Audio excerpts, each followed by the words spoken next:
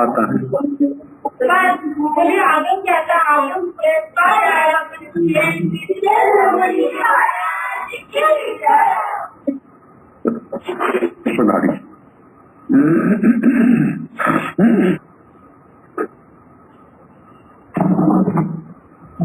अरिहंताण नमो सिद्धाण नमो आयर्याण नमो उवध्यायाण नमो लोये संसाहुण एसो पंच नमोकारो सव पाव प्रणसनो मंगलानंत सम्मेसिं परमं हवै मंगलम्।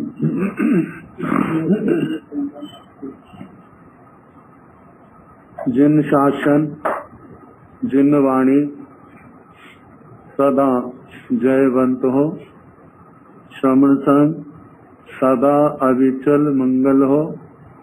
मुक्ति को प्राप्त श्रमण भगवान महावीर स्वामी उनकी परम पावन कल्याणी भागवती वाणी वाचक प्रमुख श्री इंदर भूति गौतम आदि गणधर भगवंत युग प्रधानाचार्य परम पूज्य श्री सुधर्मा स्वामी जी महाराज उनकी परम पावन पाठ परंपरा वर्तमान आचार्य ध्यान योगी परम पूज्य श्री शिव मुनि जी महाराज एवं गुरुजन सबकी पावन चरण सरोजों में मेरा अनंत अनंत बार वंदना नमस्कार। इस आगम परिषद विराजमान वरिष्ठ मुनिराज अन्य मुनिवृंद भगवती स्वरूपा महासाधनिया जी नवकार मंत्र के अंतर्गत नमो आयर्याण आचार्य भगवंतों को नमस्कार। हमारे आचार्य भगवंत ऐसी आध्यात्मिक संपदा से संपन्न है जो वर्णन सुन करके पढ़ करके आत्मा को एहसास होता है। 36 गुणों की आराधना करने वाले इस आराधना के अभ्यास से कहां कहां किन किन स्थानों पर साधना के ऊंचे शिखरों पर पहुंचे हुए हैं। ऐसी दिव्य विभूतियों के पावन चरण सरोजों में हमारा मस्तक सदा झुका रहे, ताकि हम भी उनके समान इस मोक्ष मार्ग की साधना में निरंतर आगे से आगे बढ़ करके अपने लक्ष्य को पाने में सफल हों। तो तप आचार में 12 प्रकार का तप, कल ध्यान के प्रकरण में शुक्ल ध्यान का वर्णन प्रारंभ किया था। शुक्ल ध्यान देखा जाए तो आज भरत क्षेत्र में नहीं है। 5 भरत 5 ऐरावत 5वां आरा चल रहा है। वर्तमान में केवल धर्म ध्यान की साधना शुक्ल ध्यान जैसे श्रेणी का विच्छेद हुआ तो देखा जाए तो उसी समय शुक्ल ध्यान का भी विच्छेद। लेकिन सपना तो संजो सकते हैं, भावना तो रख सकते हैं, ऐसी पुण्य आत्माएं जो शुक्ल ध्यान के अंदर है, ऐसी आत्माओं को हमारा अनंत अनंत बार वंदन हो, नमस्कार हो। उनके प्रति ये किया गया सम्मान, किया गया वंदन, ये हमारे जिस शुक्ल ध्यान के मार्ग को खोलने वाला होगा।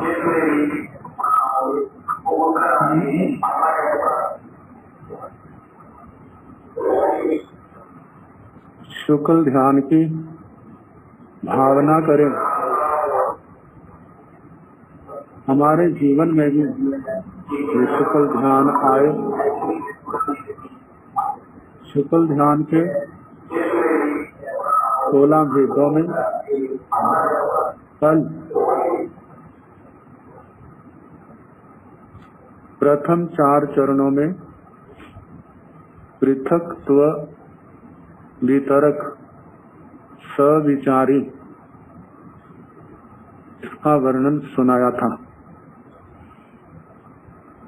वितरक श्रुत ज्ञान है, आगम वाणी है, जिसमें पूर्वों का ज्ञान, उसका आलंबन, उसका सहारा, उसको लेकर के द्रव्यों के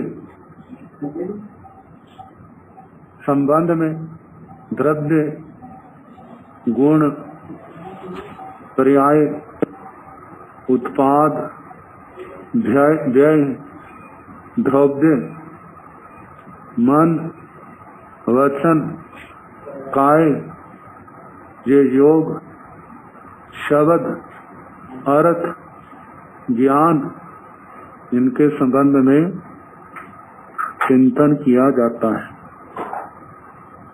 जितना ज्ञान निर्मल होगा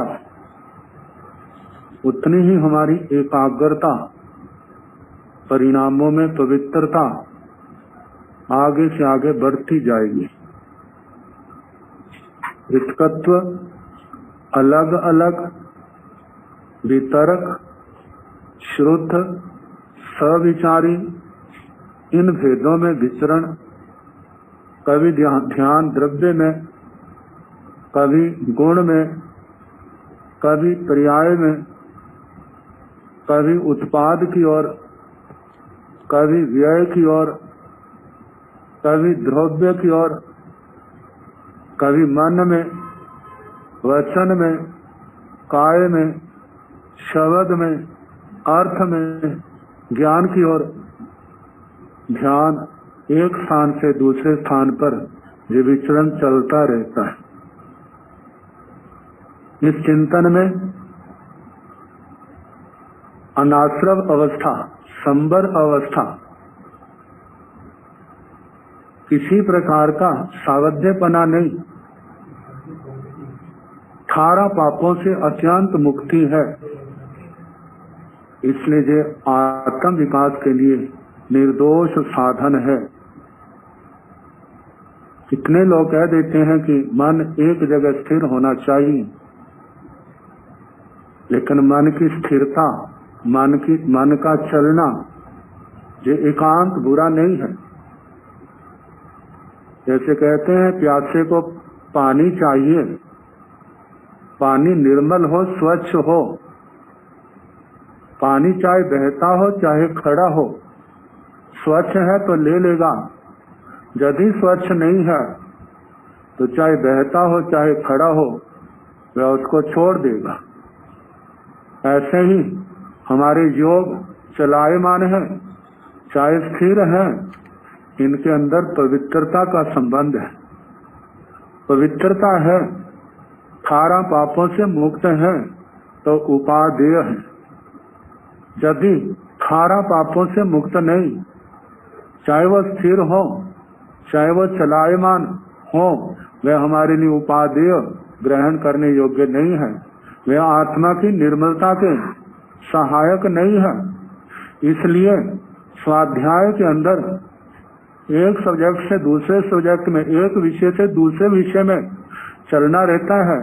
एक अध्याय, एक गाथा, दूसरी गाथा, तीसरी गाथा, एक अध्ययन, दूसरा अध्ययन, तीसरा अध्ययन, उन्हीं बातों के अंदर जो भगवान ने बताई है, जिसमें आत्मा ज्ञाता और दृष्टा बन करके आगे से आगे बढ़ता जा रहा है, कषायों से, विकारों से, राग द्वेष से अपने आप को प्रभावित नहीं होने दे रहा। जो हमारी ध्यान दशा है, अनुप्रेक्षा, जो ध्यान की जान है, हमारे संदर निर्जरा का कारण है। इसलिए कहा है पृथकत्व में योगों का संचरण है, इसलिए सविचारी कहा है। तो ये शुक्ल ध्यान का प्रथम चरण, जहाँ पर एक स्थान से दूसरे पर, दूसरे से तीसरे पर, आगे से आगे बढ़ा जाता है। अब इसके आगे दूसरा चरण एकत्व वितरक अविचारी। एकत्व एक स्थान पर, वितरक श्रुत अविचारी, जहाँ पर एक स्थान से दूसरे स्थान पर विचरण नहीं। जैसे पहले द्रव्य से पर्याय में गया, पर्याय से द्रव्य से गुण में, गुण से पर्याय में, एक दूसरे के अंदर आवागमन मन का चल रहा है।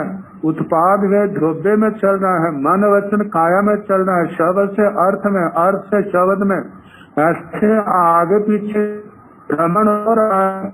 लेकिन दूसरे चरण में नहीं, जहाँ पर विधान दिया आत स्थान, निर्वात स्थान, मतलब जहाँ पर हवा नहीं चल रही, बंद कमरा है, दीपक जल रहा है, ज्योति ऊपर है, उसके अंदर जरा भी कंपन नहीं है। जैसे उसमें कंपन नहीं, ऐसे ही एक ही लक्ष्य में जहाँ एक योग स्थिर है, उसी के अंदर स्थिर है, वहाँ पर जरा भी डामाडोल अवस्था नहीं है, मतलब कि एक से दूसरी अवस्था में नहीं।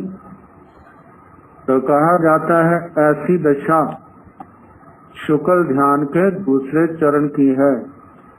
एकत्व वितरक अविचारी। तीसरा भेद सूक्ष्म क्रिया अप्रतिपाती। यह अवस्था है जब 13वें गुण स्थान से 14वें गुण स्थान में जाना है।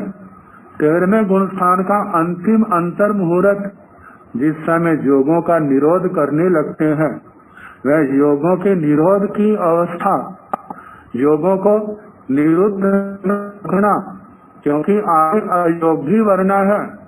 ये अयोगी वर्ण के साथ ये शुक्ल ध्यान का तीसरा चरण है। कहा जाता है शतमस्त के लिए चित्त को एकाग्र करना, पापों से मुक्त करना, जो उसके ध्यान का विषय है।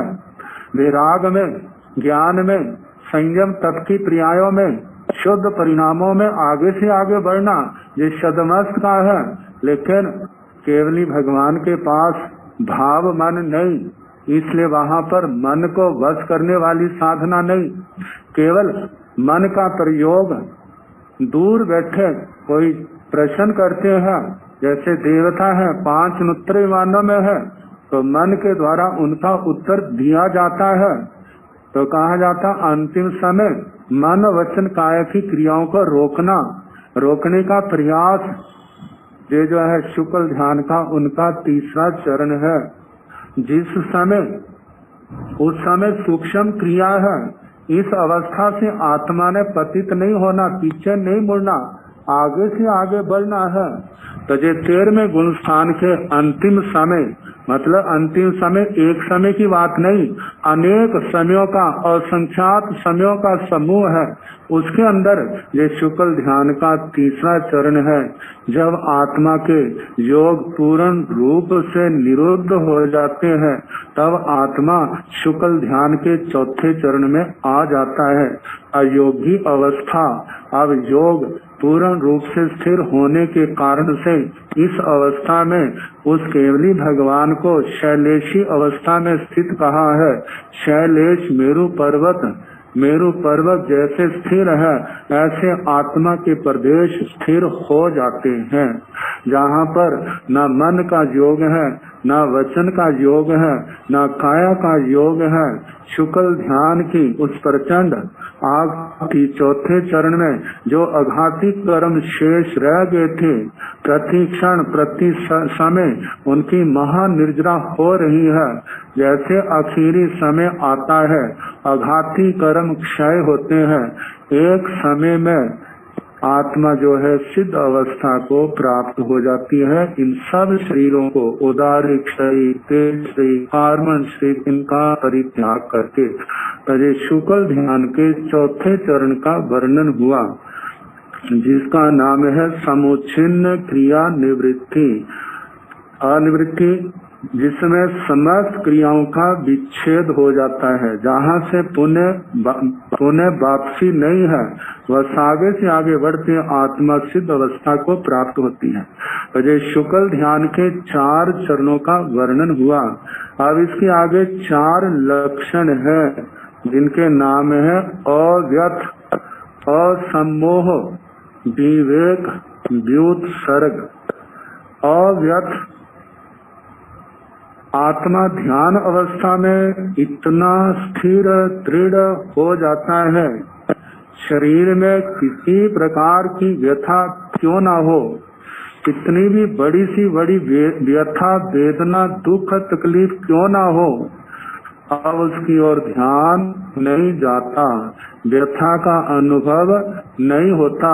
इस शुक्ल ध्यान अवस्था में जैसे महामुनि गलसुकुमार जी का वर्णन आता है, सिर के ऊपर आग के अंगारे जल रहे हैं, मस्तक जल रहा है, महावेदना हो रही है, लेकिन उस महामुनि के आत्मा में कैसा विचार चल रहा है, ये शरीर जल रहा है, मेरी आत्मा, उसको कोई जला नहीं सकता, उसको कोई काट नहीं सकता, ऐसी ऊंची स्थिति में आ गए हैं, जरा भी व्यथा का अनुभव नहीं, और आगे से आगे बढ़ते कर्मों को काटते जा रहे हैं। और कैसे उन्होंने आगे पहुंच के केवल ध्यान, केवल दर्शन पाया, शेष कर्मों के क्षय होने पर सिद्ध गति को प्राप्त हुए। तो इस अवस्था में व्यथा का अनुभव नहीं होता, पहली बात। दूसरी बात, असम्मोह, आत्मा का ज्ञान इतना निर्मल, प्रज्ञा के द्वार ऐसे खुलते हैं, कितनी भी संसार की माया सामने क्यों ना हो, चाहे वो देव माया क्यों ना हो, आत्मा को भटकाने के लिए कैसे कैसे देव माया के द्वारा प्रपंच किए जाते हैं। Recording in progress. ध्यानी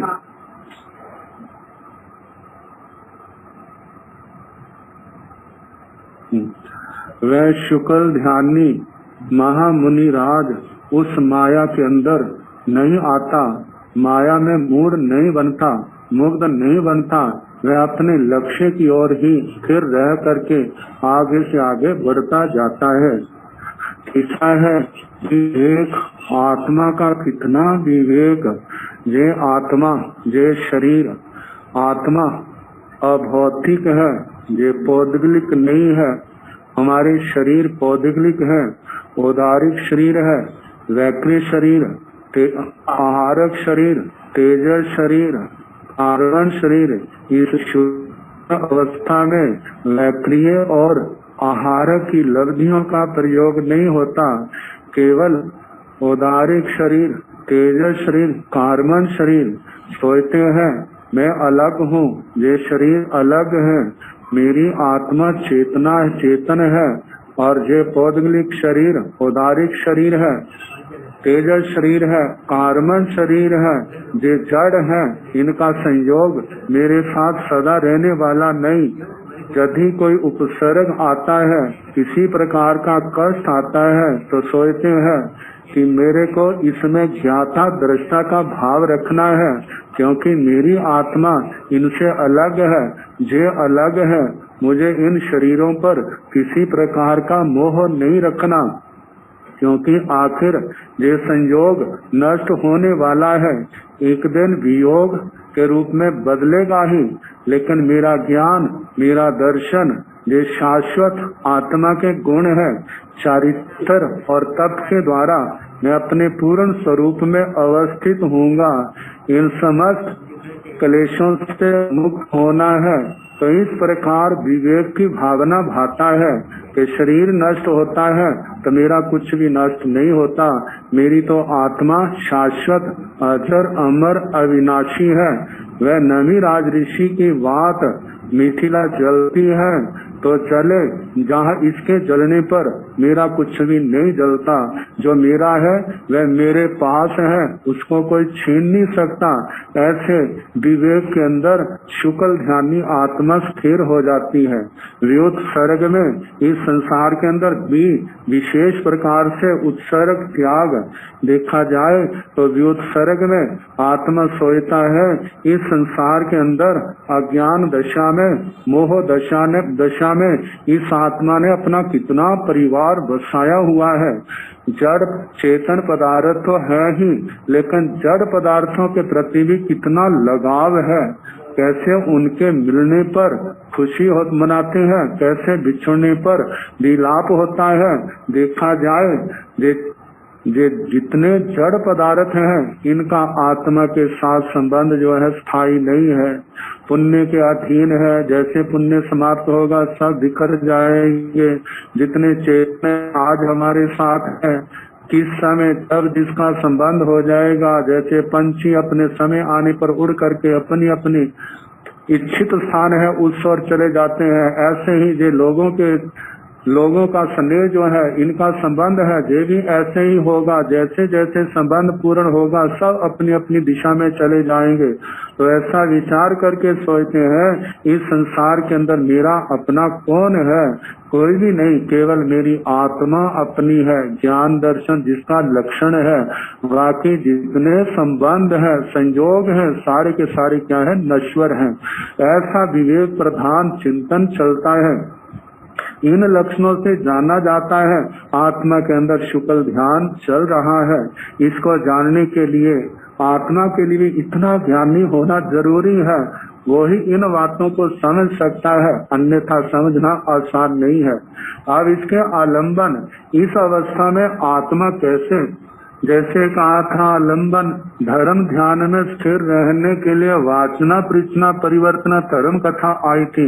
शुक्ल ध्यान में रहना है तो जहाँ किन गुणों की आवश्यकता है, जे गुण होंगे तो शुक्ल ध्यान में स्थिरता होगी। यदि ये गुण ऐसे नहीं है तो फिर शुक्ल ध्यान में स्थिरता तो क्या वहाँ पर प्रवेश भी नहीं होगा।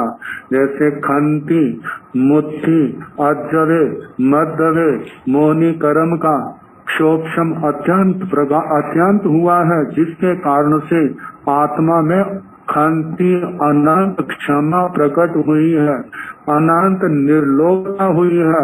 क्योंकि जैसे जैसे इस ध्यान की साधना के द्वारा कर्मों का क्षोभम बढ़ता है, आत्मा में निर्मलता आती है, ज्ञान का प्रकाश बढ़ता है, आत्मा के ऊपर छाए पर्दे दूर होते हैं।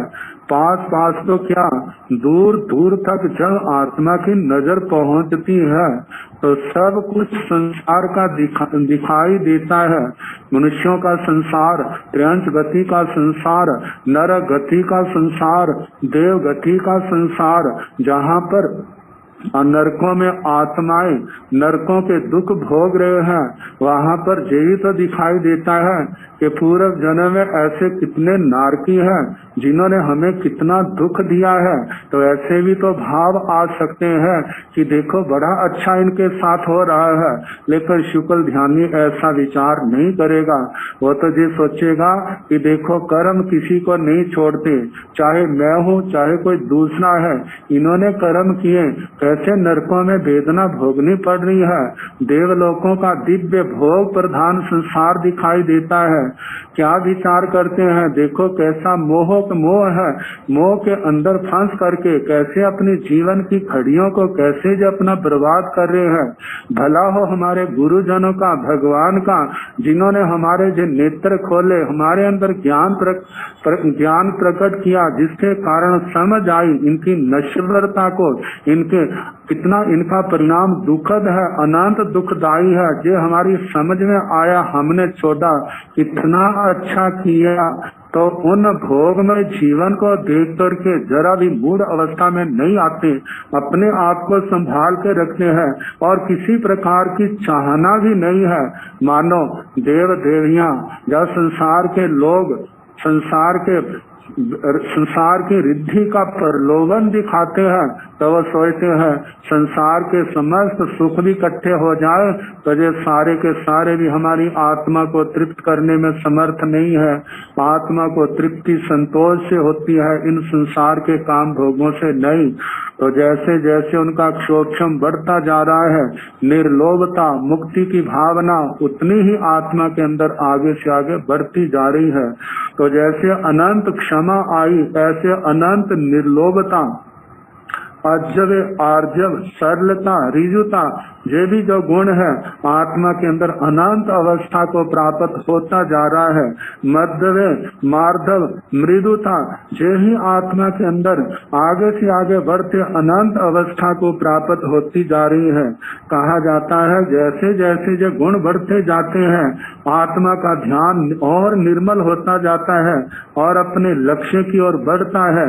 कर्मों की महानिर्जरा करते इस आत्मा को निर्मल बनाता जाता है।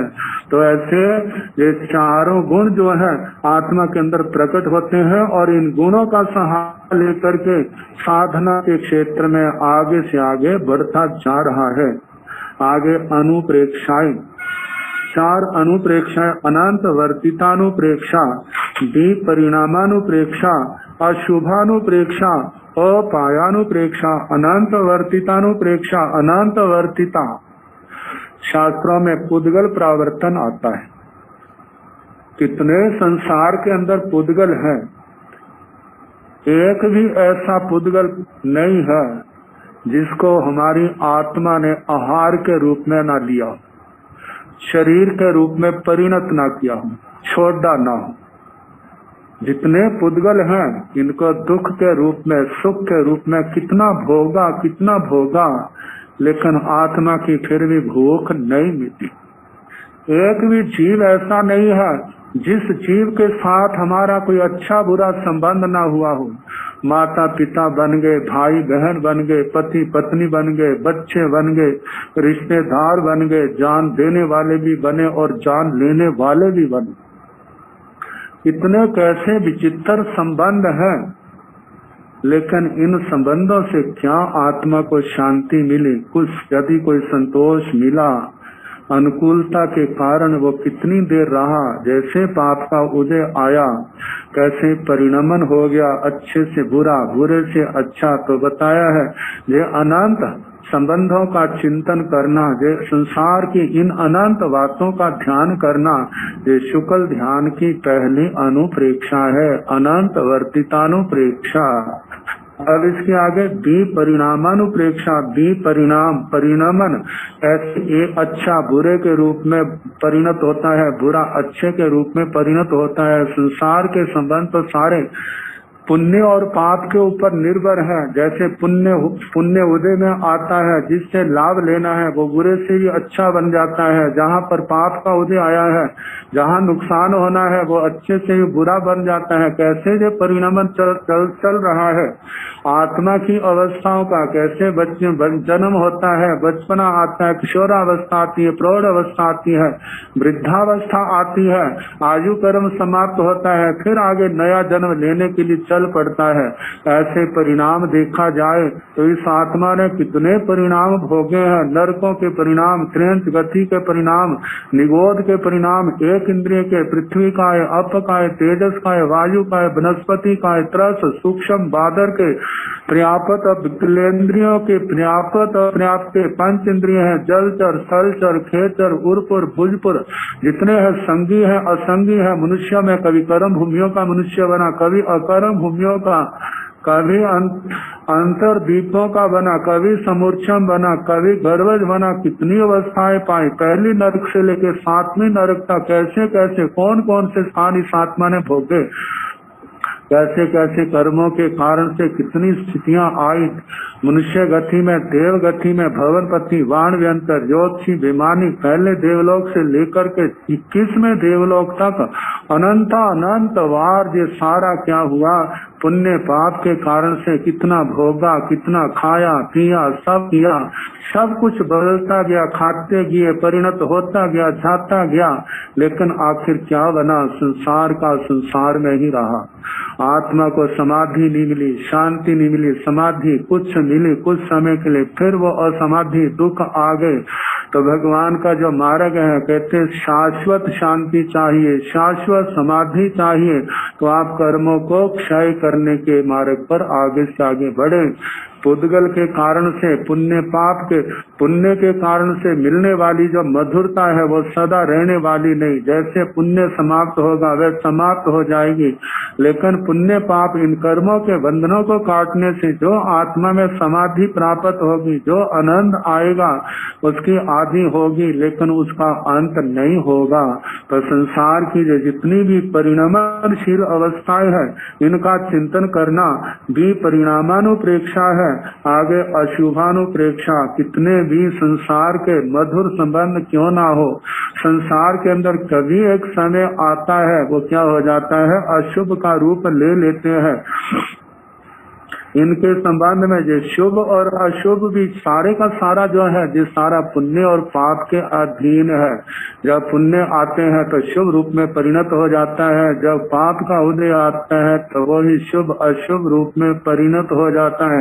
ये हमारा शरीर जिसको प्राणों से भी ज्यादा प्यारा मानते हैं, लेकिन जितने रोग हैं इसी शरीर के अंदर पैदा होते हैं। उन रोगों का यदि उपचार ना हो, यदि ठीक ना हो, तो कितने असमाधि का कारण और ध्यान का कारण बन जाते हैं।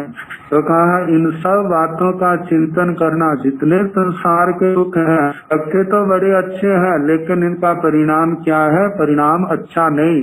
वे सारे का सारा क्या है? अशुभ है। जैसे आगमों के अंदर आता है, खंडमित सुखा बहुकाल दुखा, पगाम दुखा अनिगाम सोखा, संसार मोक्ष सौ विपक्ष भूया, खाणी अनत्थाणु काम भोगा। ये क्षण मात्र तो सुख है, बहुत समय तक इनका दुख है। सुखों का रस बड़ा पतला है, दुख उसके बदले मिलने वाला जो दुखों का रस है वो अत्यंत प्रगाढ़ है।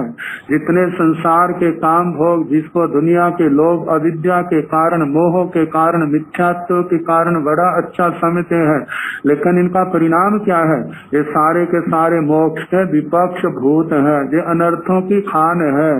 तो कहा ऐसा विचार करना कि ये जो हमारे को अच्छे लगते हैं, इनका परिणाम अच्छा नहीं है।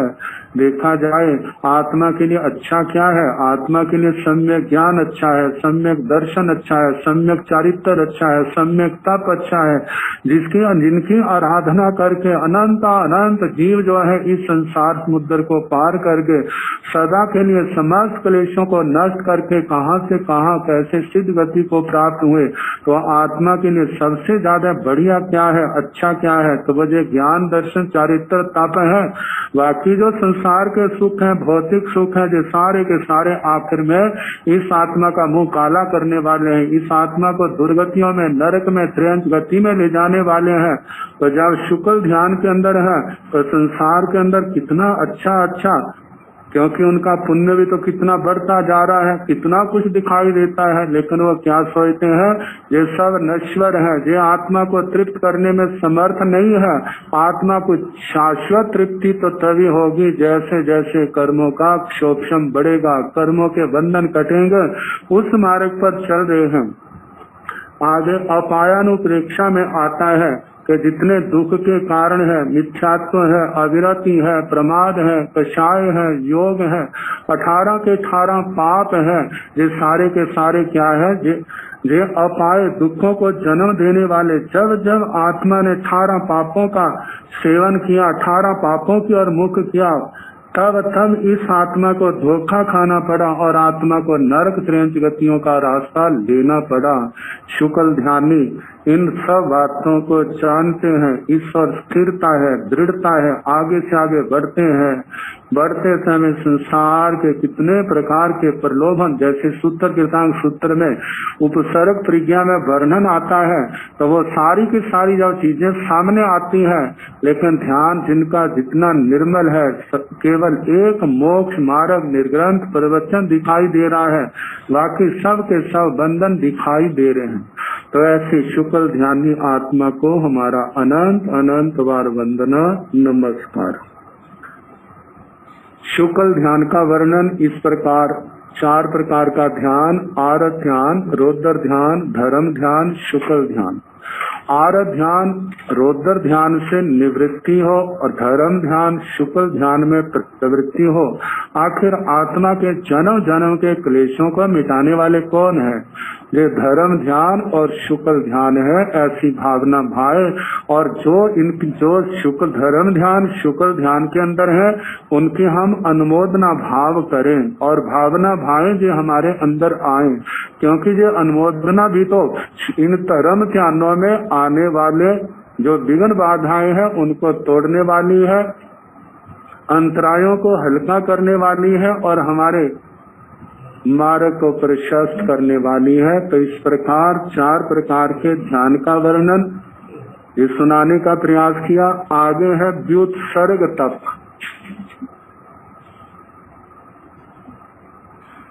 व्युत्सर्ग विशेष त्याग। किस बात का? जो अपना नहीं है उसका त्याग। गहराई से देखा जाए तो अपना कौन है? आत्मा को छोड़ करके इस आत्मा का अपना कौन है? कोई भी नहीं। लेकिन एकदम इस अवस्था में आत्मा कहाँ पहुंचता है?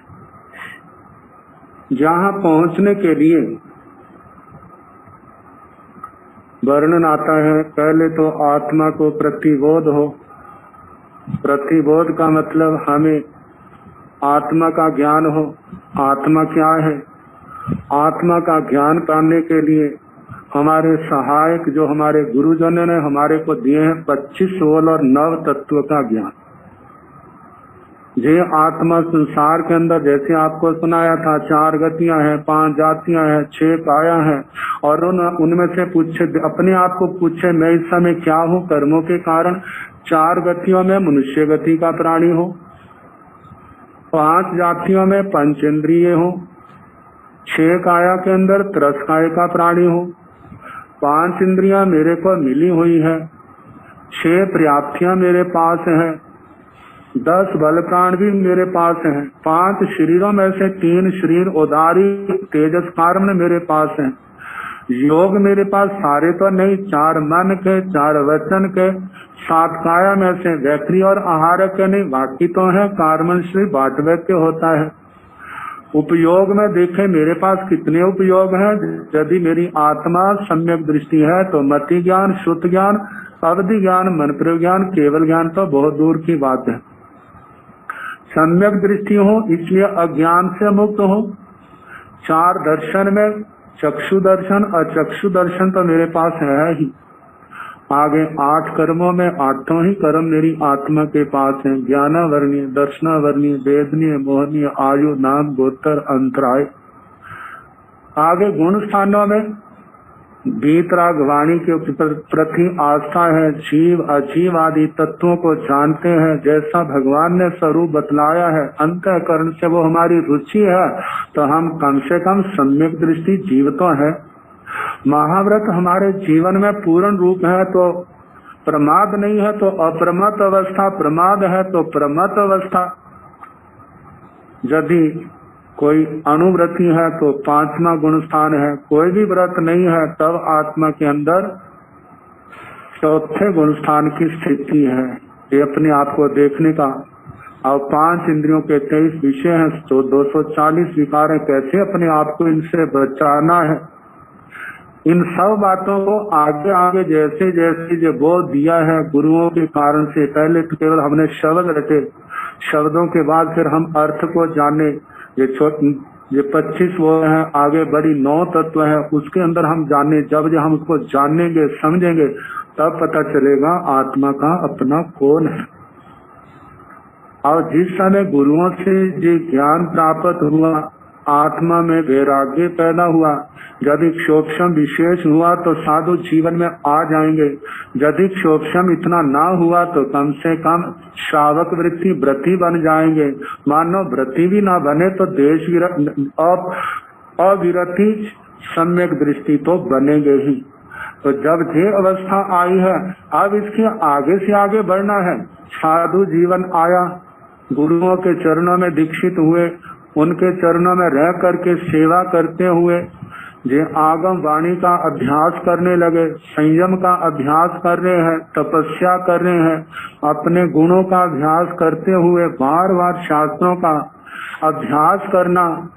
तो जानते हैं जिस समय एकल विहार प्रतिमा होती थी, पूर्वधर मुनिराज बन जाते थे, तो 8 महागुण उनकी आत्मा में प्रकट होते थे। जो 8 महागुण जिनमें पहले कहा है साधु का मनोरथ, दूसरा कयाणं अहं एकल विहार परिमं कुसंपज्जिताणं विहरक्षामि। कब मैं एकल विहार प्रतिमा को स्वीकार करके विचरण करूंगा। साधु का मनोरथ है संघ के अंदर रह करके गुरुओं की संघ की सेवा करते हुए अपने ज्ञान दर्शन चारित्र तत्व की आराधना करते करते कितना अपने अंदर आत्म बल पैदा किया, क्षोक्षम पैदा किया, जिसके कारण से एकल विहार प्रतिमा की योग्यता आई। तो कहा जाता है पहले 5 बातों का ध्यान रखा जाता है। वे 5 बातें देखी जाती है। तवेण सत्येण सुत्येण एगत्येण बलेण। जिस समय जिन्होंने एकल विहार प्रतिमा जिन कल्प आदि स्वीकार करना है, तो देखते हैं मेरे अंदर तप की कितनी क्षमता है। जब पूर्णतया निर्दोष संयम पालन करना है, तो गोचरी का अभिग्रहों के साथ जाना है, जरूरी तो नहीं है। मानो 6 महीने तक भी उनको आहार नहीं मिलता तो वो भूख से घबराते नहीं। ऐसा तप की उत्कृष्ट अवस्था जिनके अंदर आ जाती है, ये पहली बात कही। दूसरा प्रश्न, सत्व आत्म बल कितना है, धैर्य बल कितना है, क्या परिसय और उपसर्गों से घबराने वाली स्थिति तो नहीं है। चाहे कैसा परिसय उपसर्ग आ जाए, ऐसे आत्म बल के धनी वो कभी घबराते नहीं है। आगे सूत्रों का अभ्यास कैसा है, आगम वाणी का अभ्यास कैसा है। तो प्राचीन टीका में कहा है आगम वाणी ऐसे याद होती है उन महामुनियों को जैसे अपना नाम याद होता है। अपना नाम याद कैसे होता है, कहते हैं सब कुछ भूल जाएगा लेकिन अपना नाम नहीं भूलता।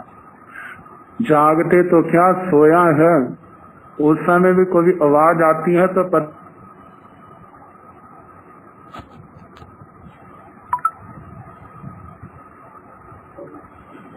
धम्म मंगल मुक्तितम इस गाथा से प्रारंभ करके दूसरी चूलिका की अंतिम गाथा अप्पा खलु स्वयं रखी अपो सब इंद्रिये कुसुमाइये अरखियो जाई पहम उगई सुरखियो सब दुहान मुच्चाई, जहाँ तक पढ़ लिया। फिर उसके बाद आखिरी गाथा से, फिर उससे पहले के उल्टे क्रम से प्रथम गाथा तक आगे जो आगम वाणी का अभ्यास है, इतना अभ्यास के उल्टे क्रम से भी स्वाध्याय करें तो उनके गति में किसी प्रकार की रुकावट नहीं आती। और ऐसा सभी अभ्यास होता है जिन्होंने दिन रात एक करके इनका अभ्यास किया है।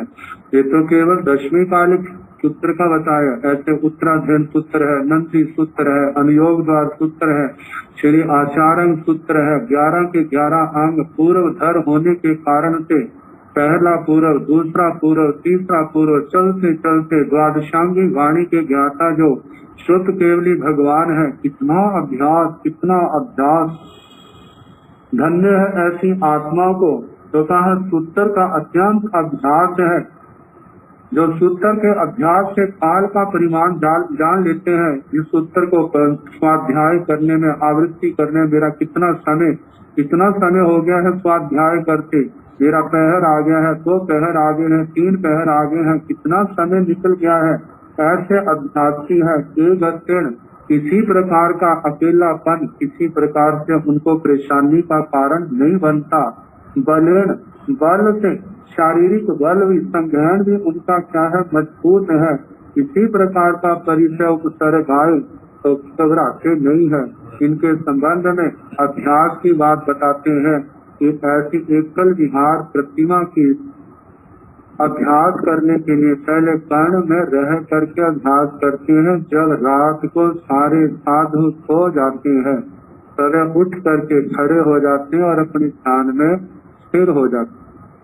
पहले तो इस अवस्था में, फिर इसके आगे जब निर्भयता बढ़ जाती है तो जिस स्थान पर रुके हैं उसके दरवाजे के ऊपर वो अपना एक अकेले रहने का अभ्यास करते हैं। जब जहाँ पर निर्भयता की पूर्ण साधना हो जाती है तो अपने गण के मुख्य मुनिराज आचार्य आदि की आज्ञा लेकर के उस गांव के चौक आदि स्थान है वहाँ पर निर्दोष स्थान पर वहाँ पर साधना करते हैं।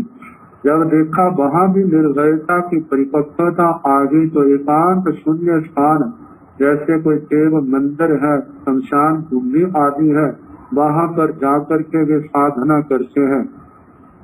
वहाँ पर ध्यान में स्थित होकर के जो अपने आगम पाठ है, जो भी अपनी ध्यान की विधियां है उसके अनुसार साधना करते हैं। जब इन सभी अवस्थाओं में परिपक्व अवस्था को प्राप्त हो जाते हैं, यदि वो आचार्य है तो अपने स्थान पर किसी परिपक्व जिम्मेवार सर्वगुण संपन्न अपने ही जैसे मुनि को स्थापित करके संघ की आज्ञा लेकर के एकल विहार प्रतिमा स्वीकार करते हैं।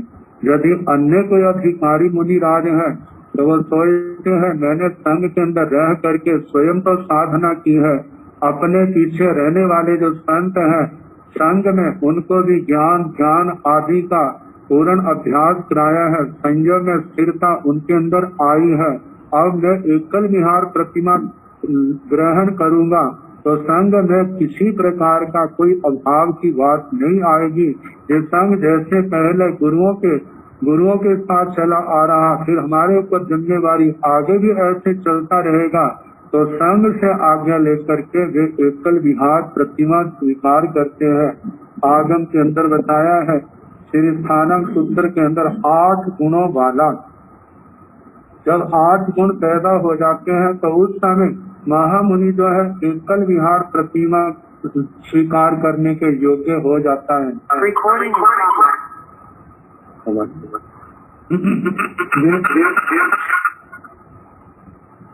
वे 8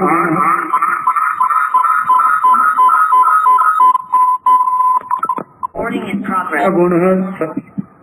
सद्धि पुरुष जाए श्रद्धावान, इतनी कैसा भी दिव्य उपसर्ग क्यों न आए, अपने आगम के प्रति, तत्वों के प्रति, गीतराग मार्ग के प्रति जो श्रद्धा है उससे अंश मात्र भी इधर उधर चलायमान न हो। पहला अत्यंत अनंत श्रद्धावान, दूसरा सच्चे पुरुष जाए कि कैसी भी विपरीत परिस्थितियां क्यों न आ जाए लेकिन सत्य मार्ग से जरा भी इधर उधर चलायमान न हो। मैं आगे पुरुष मेधावान, बुद्धि बल बहुत है, हर बात को समझते हैं। तो मेधावान हो, बहुसुए पुरुष जाए, बहुश्रुत हो, शक्तिमा शक्ति से संपन्न हो, शारीरिक बल अपाही गण अधिकरण क्लेशों से रहित हो, धीम धैर्य धृति गुण से संपन्न हो। धृति गुण वह है जिस आत्मा का वह गुण जिसके बल से आने वाले परिसर अनुकूल प्रतिकूल जब आते हैं तो जिस बल से वह अपने मार्ग पर स्थित रहता है वह आत्मा का गुण धृति है। वैसे धैर्य गुण से संपन्न हो, वीर्य संपन्न आत्म बल का धनी हो।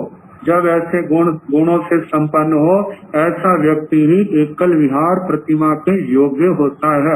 तो व्युत्सर्ग में बताया है कि पहले तो गण में रह करके यथाशक्ति इस तप को करता है। एकल विहार प्रतिमा लेनी है तो वह आगे बढ़ता है। तो जहाँ पर ये व्युत्सर्ग तप जो है 2 प्रकार का कहा है, जैसे द्रव्य व्युत्सर्ग, भाव व्युत्सर्ग। द्रव्य व्युत्सर्ग के भेद है गण, शरीर, उपधि, आहार। गण जिस समय इन 8 गुणों से संपन्न हो जाता है, संघ की आचार्य भगवंतों की आज्ञा लेकर के एकल विहार प्रतिमा स्वीकार करते हैं, गण को छोड़ते हैं। शरीर के प्रति निरपेक्ष इसी प्रकार का उपसर्ग परिसह आए। शरीर के टुकड़े टुकड़े भी क्यों न हो जाएं, लेकिन वह शरीर के प्रति जरा भी लगाव नहीं रखेंगे। केवल ये है शरीर के द्वारा ज्ञान दर्शन चरित्र तप की साधना करनी है, लेकिन परिचय आता है अपने समता के भावों में रमण करते हैं, शरीर के प्रति मोह भाव को प्राप्त नहीं होते। आगे उपदी है, दिन प्रतिदिन जो उपदी एक तो आगमों में मुनि के लिए मर्यादा की है उतनी है, लेकिन उससे भी कम करते करते जब वो देखते हैं इस उपदी के बिना मैं रह सकता हूँ, तो वह अपनी उपदी के बिना समता भाव में रमण करते हैं। आहार आदि का त्याग तपस्या आदि के कारण तो करते हैं। जब देखते हैं अब मेरा शरीर ज्यादा टिकने वाला नहीं है, अंतिम समय आने वाला है, तो वह आजीवन आहार का त्याग करके विधि पूर्वक समाधि मरण को, पंडित मरण को प्राप्त करने वाले होते हैं। तो इस प्रकार द्रव्य से 4 प्रकार का जो व्युत्सर्ग, भाव से 3 प्रकार का कर्म, विषय, संसार। कर्म के अंदर आता है कर्म बंध के जो भी कारण है उनको छोड़ना। जैसे ज्ञानावरणीय के 6 कारण है, ज्ञानी की प्रत्यनिकता, निम्नता, अंतराय, प्रद्वेष, आशातना, विसंवाद योग। ऐसे दर्शनावरणीय के बंध के 6 कारण है, जहाँ पर दर्शन गुण वाले इनके प्रति प्रत्यनिकता, निम्नता, अंतराय, प्रद्वेष, आशातना, विसंवाद योग।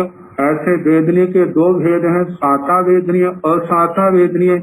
तो प्राय करके असाता वेदनीय के बंध के स्थान जो है के प्राण, भूत, जीव, सत्व, इनके प्रति जो दुख देने की भावना है, क्लेश देने की भावना है, रुलाने की भावना है, नाना प्रकार के असाता देने की भावना है, सामान्य है, विशेष है, ये असाता वेदनी के कारण है, इनका परित्याग करना।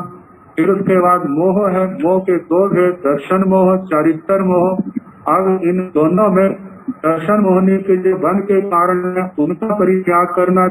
चारित्र मोहनीय में कषाय मोहनीय, 2 कषाय मोहनीय के बंध के कारण है उनका परित्याग करना। आयु कर्म के बंध के जो कारण है, जैसे नरक आयु, त्रियंच आयु, मनुष्य आयु, देव आयु, इनके 4 कारण, उनका परित्याग करना। आगे नाम कर्म के शुभ नाम कर्म, अशुभ नाम कर्म, जो कर्म बंध के कारण है इनसे ऊपर उठना। ऐसे उत्तर कर्म के, ऐसे अंतराय कर्म के, ये क्या है कर्म व्युत्सर्ग भाव से।